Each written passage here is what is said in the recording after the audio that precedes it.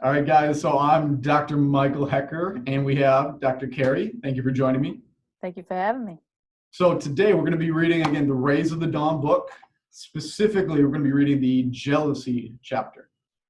So we're going to get into this and just have a little conversation back and forth. I'm going to take my piece of how I interpret it, and then we'll kind of see if Dr. Carey has any other ideas, and we'll get a very clear understanding. And the more you read it, you're going to understand different things. But the intention of this is for us to, move through the chapter. They're real nice and short and sweet. But just talking about these topics can be very, very useful, even if we have differing opinions. That's not so much that's the important part. Just talking about these things really starts to light up different parts of our minds and our perspective and things like that. So let's get into it. So jealousy, characterized by anxiety, envy, distrust, suspicion, jealousy, is an emotional state that manifests itself in the form of a demand for exclusive affection or attention. Jealousy implies wounded vanity, conscious or subconscious inferiority, and fear of not being able to hold something desired. It is a character trait that grows out of greed and those conditions that arise from greed. Through perfect accord with nature's law of action and reaction, greed promotes jealousy, and jealousy increases greed. If greed did not operate in human nature, we would not be able to fear that our own or that which we lawfully acquired will be taken from us.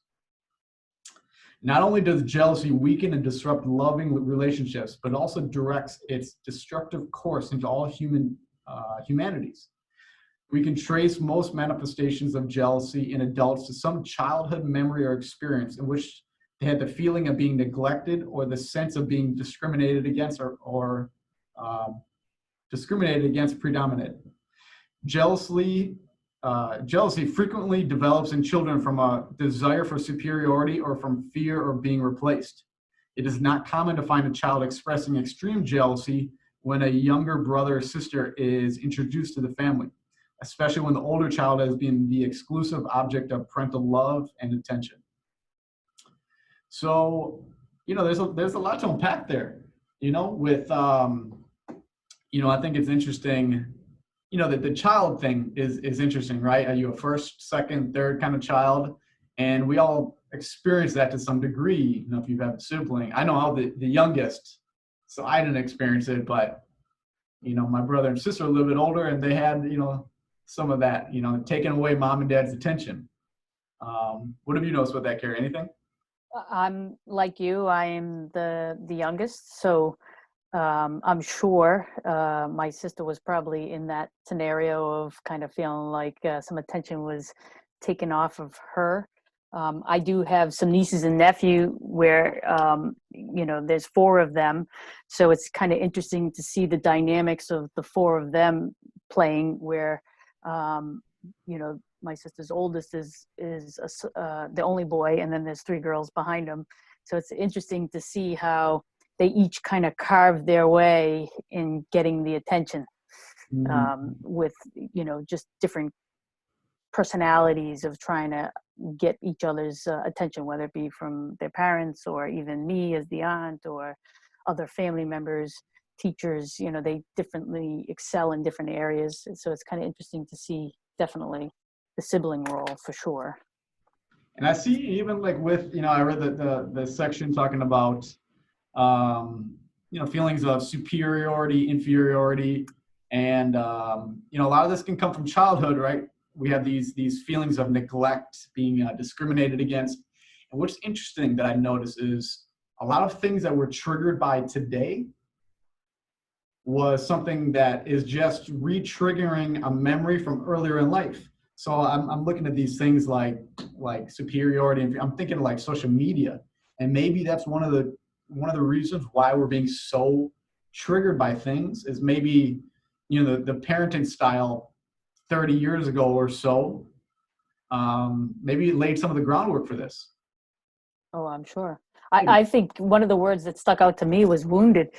Some of the wounds that we have when we were, just from younger experiences, that it is an inferiority complex, or there's some kind of you felt wounded somehow, and it could be conscious or unconscious. You might not have even consciously absorbed that, hey, something was offensive at that time, and then, like you said, all of a sudden you get a trigger as you got older, and you're like, oh geez, that is affecting you somehow.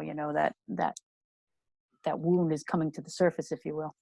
For sure, absolutely. And that's so big because we there's a million things we could be triggered by, but we only get triggered by certain things, and we have to ask why. What happened before, and how can I heal it? So I'll let you take off. Let's take the next section.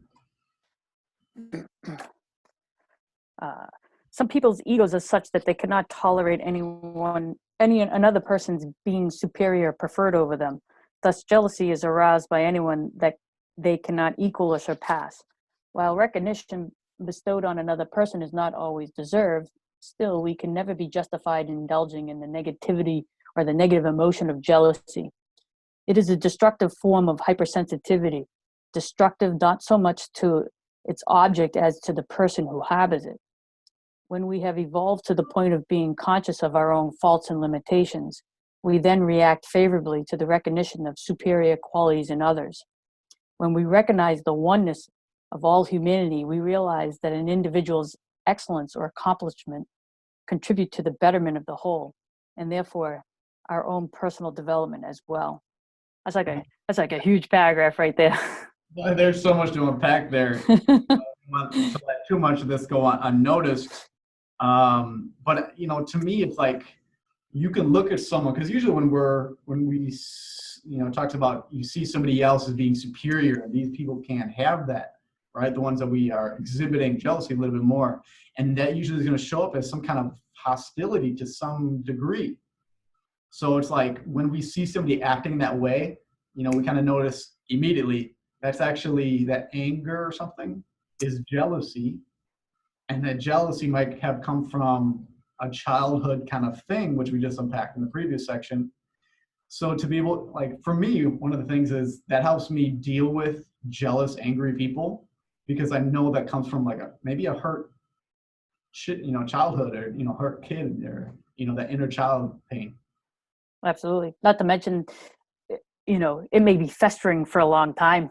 And so, you might come across them at a point where it just was festering. And then all of a sudden, that jealousy comes out misdirected or misguided onto you, Right. So we don't have to take it so personal. Right. Exactly. I just happen to be in the way of your anger. Right. Exactly.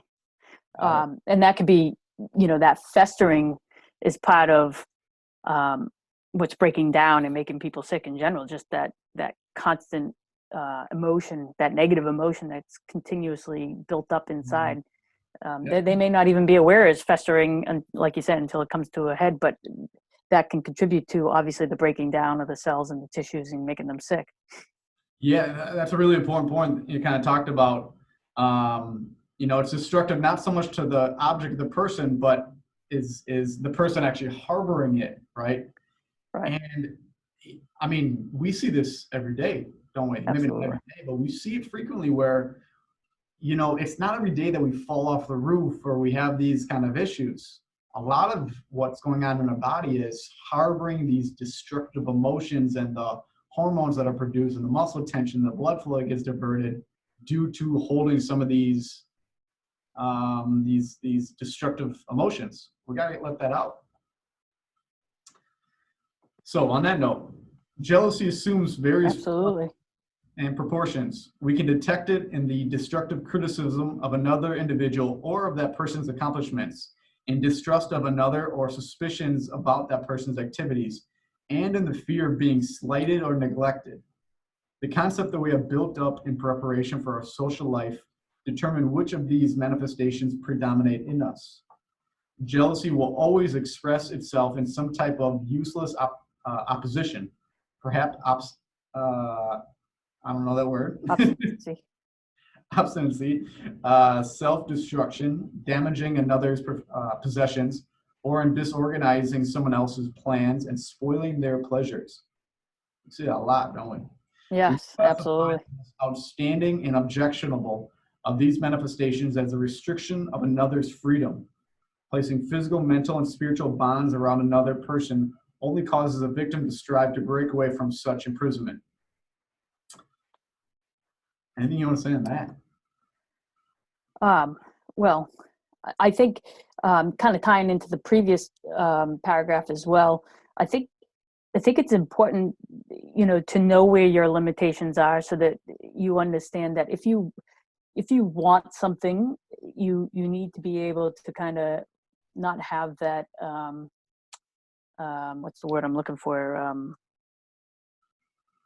Be so attached to it that it is brewing that jealousy if somebody else is having it, so that when you see that somebody else has it, you want to have that approach of, oh, they obtain that, what am I limiting that they have that I can try and excel towards to get what they get, as opposed to having that bitterness and that jealousy. And when you see somebody accomplish something, make sure you can kind of look at, hey, what is it that I'm lacking that I can grow upon to actually achieve what they achieve? And in that, when you see that, you actually become better yourself. I think, when you really look at somebody that has something that you want, if you start to harbor those jealousies, put restrictions on them, you repel them. So they're not going to be around to show you the way if you really want to get that thing that you're looking for. You could be inspired by them, you could be, but instead they're like, no, I want that. Like, and apparently I can't get myself, I want to take yours, or I want you to not have it. Right. I see this like a lack.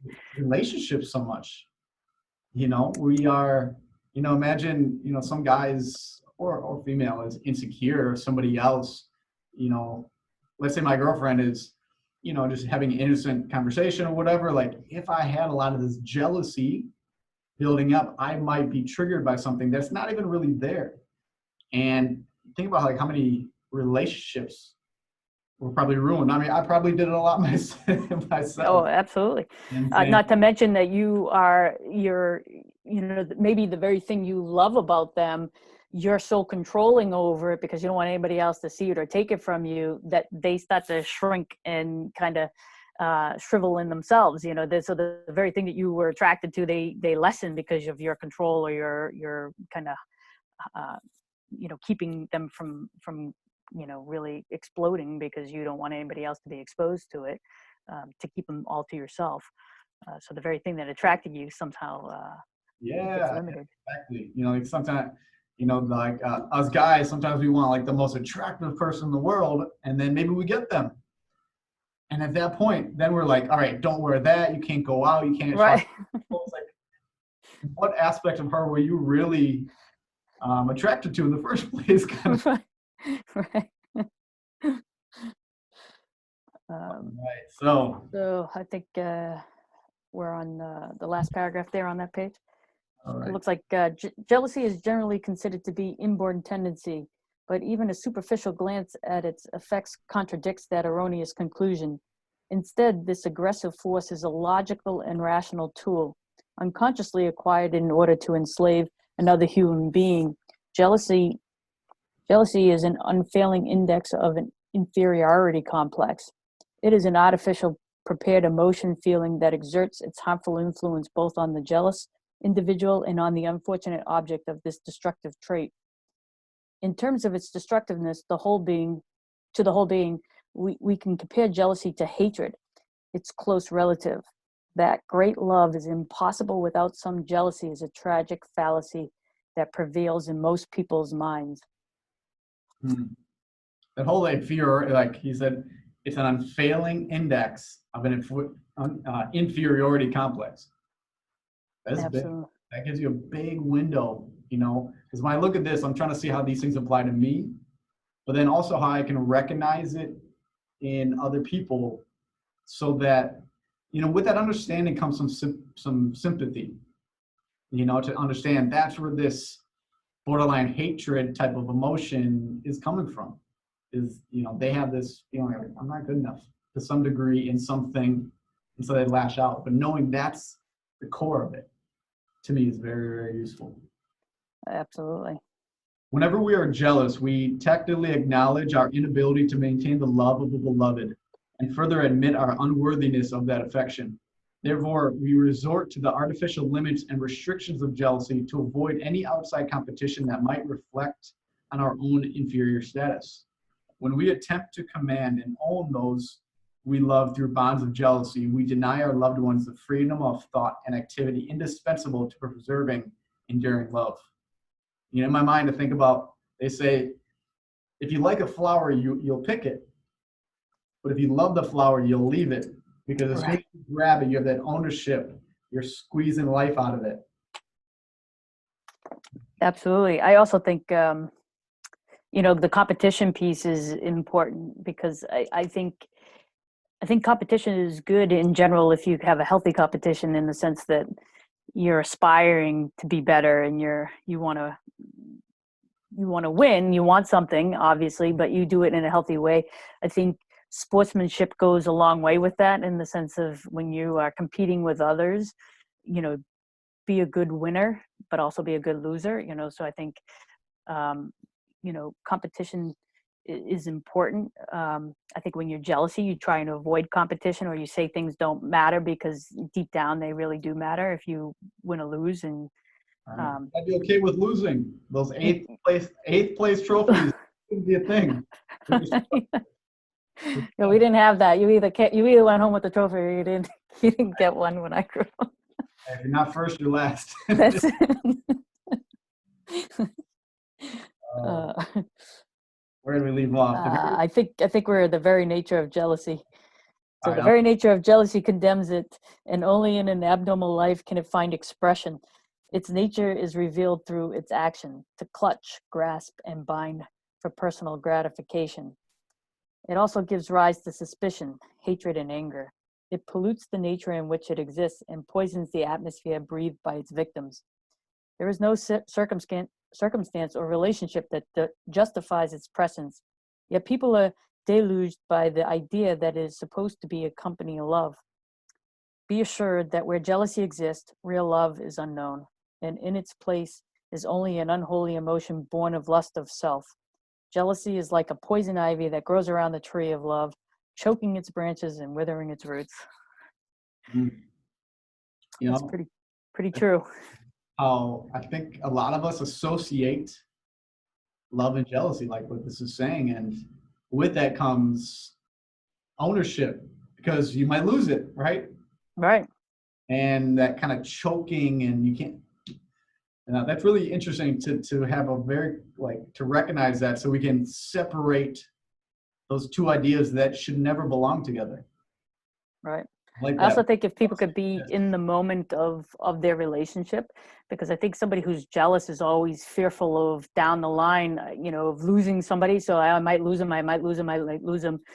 And maybe that's true. You might end up losing them down the line. But in that moment, can you appreciate what you have with that person? Can you truly be in that moment, truly love them, And the things that we're doing because we're afraid of losing them, Right.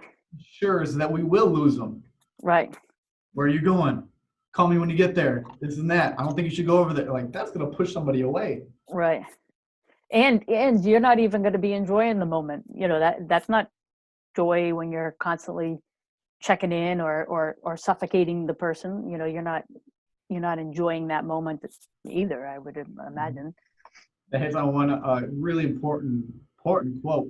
It says, "They won't remember what you said, but they'll remember how you made them feel." I have that on my wall. That's one. It's framed on my wall. I just know it's a good line. Yeah, I like it. All right. All right. Jealousy is not an attractive force, but a repellent one. Those who become jealous of another's love or attention take the very attitude most detrimental to their desire. Okay, kind of like what I just mentioned. The desire is in no sense justifiable, but from a selfish standpoint, jealousy dramatically opposes the ability to achieve their goals. A victim of jealousy naturally resists the unjust bondage to which such jealous subjects, him or her. Therefore, the more intensely we clutch at someone, the greater the resist and the wider the breach becomes. Here we go. So true. Did you It's want to almost like you read this book before you knew that was coming. I promise you, I didn't read it. It was like a while ago. So, unselfish love is the attractive force. When this is not active, or when it is not enough to unite and harmonize, all efforts on low planes become useless. We may watch and guard our possessions as we will, but we will never be able to insure them against the destructive force that operates everywhere on the same low plane as jealousy. This state is as useless as it is destructive. I like that. Yeah. You know, that's that unselfish love, you know, isn't like a grabbing kind of thing. It's more of the kind of like sit and just attract, like a magnetize people to you through your qualities, rather than like I'm reaching, I'm grabbing, I want this. You know, we've all felt this through the salesman, or all women have known this from the guy who had intentions. Right. And you could tell that with just that energy that you put forth. I mean, a loving energy is going to feel very different than somebody who is hateful or taking possession of, or, you know, and I think that's what they're talking about when you're looking at the level of the low plane. You're being on the physical low plane.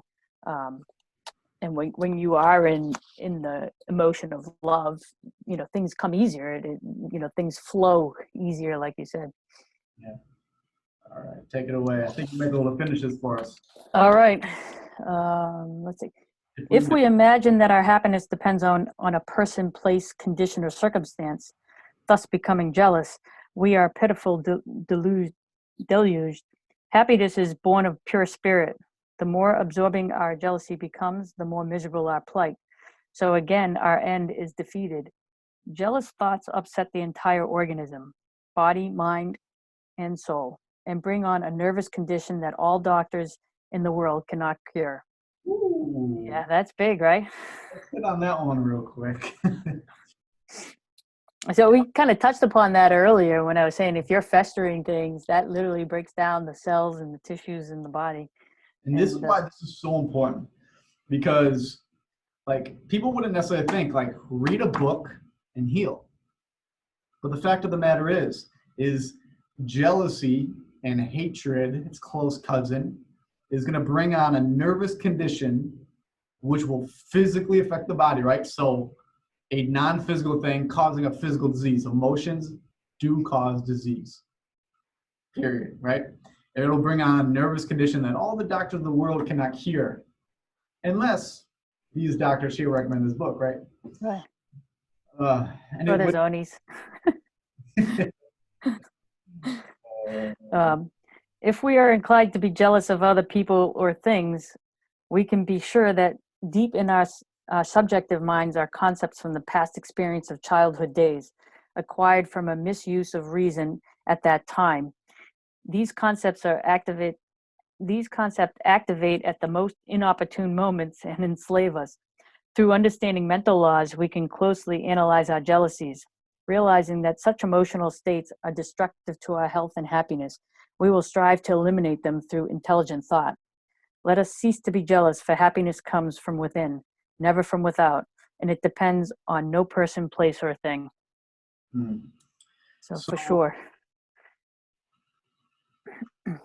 That's the end of the chapter, but you know what I think it was really, really interesting, and this gives us a window into solving some of the jealousy issues ourselves, because we need to internally heal.